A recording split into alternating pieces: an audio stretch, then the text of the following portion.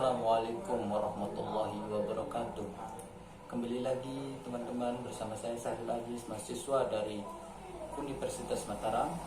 Di sini saya akan mempresentasikan tugas tentang Deklarasi Papua Merdeka yang dipimpin oleh kelompok separatisme. Separatisme adalah suatu paham atau gerakan yang perlu dipahami dengan baik. Istilah separatisme ini mengacu pada orang-orang atau suatu golongan yang ingin memisahkan diri dari suatu kelompok. Dalam hal ini adalah negara.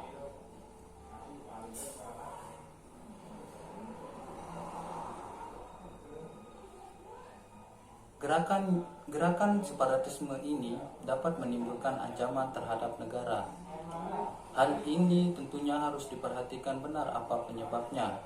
Karena tentunya suatu gerakan separatisme muncul karena berbagai alasan yang dialami orang atau golongan tersebut.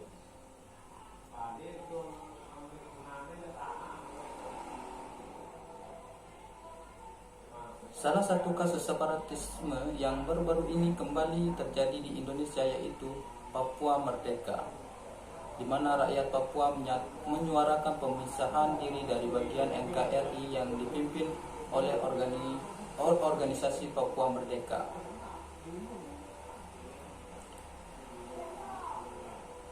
Pada tanggal 27 November 2020, Papua kembali mendeklarasikan kemerdekaan yang mengempanyekan tentang Papua Barat yang bebas, mandiri, dan merdeka.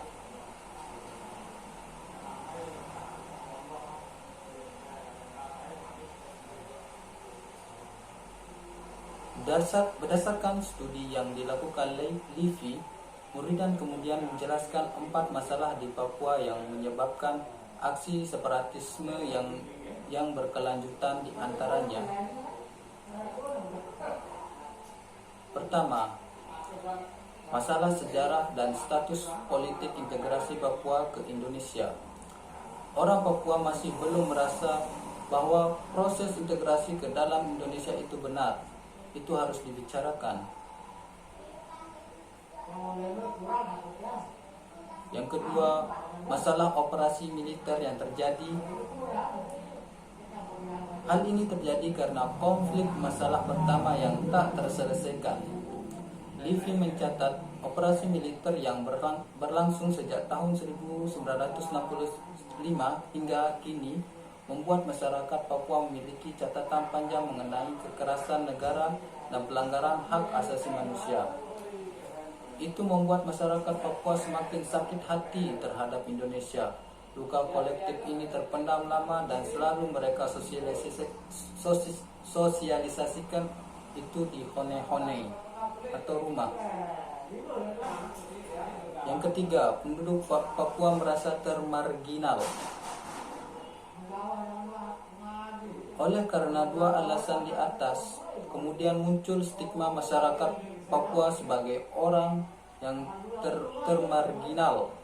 Dengan migrasi, pembangunan, dan lain-lain yang tidak melibatkan orang Papua, maka mereka merasa tersingkir.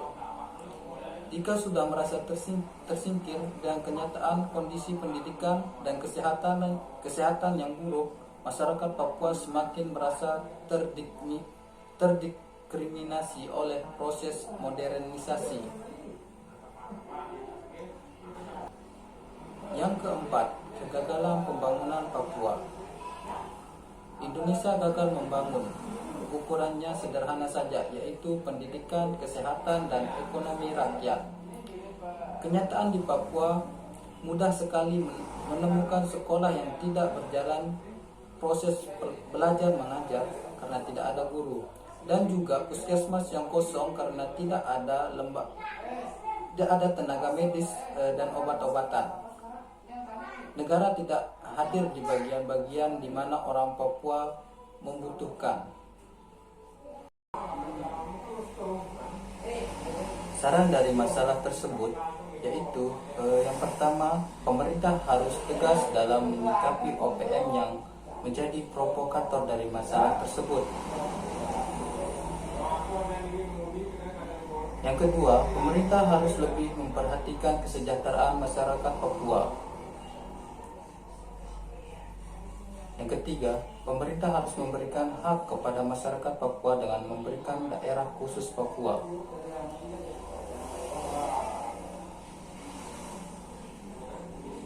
Yang keempat, pemerintah harus memperbanyak pembangunan di Papua termasuk jalan raya, karena jalan raya sangat berfungsi untuk meningkatkan perekonomian masyarakat Papua.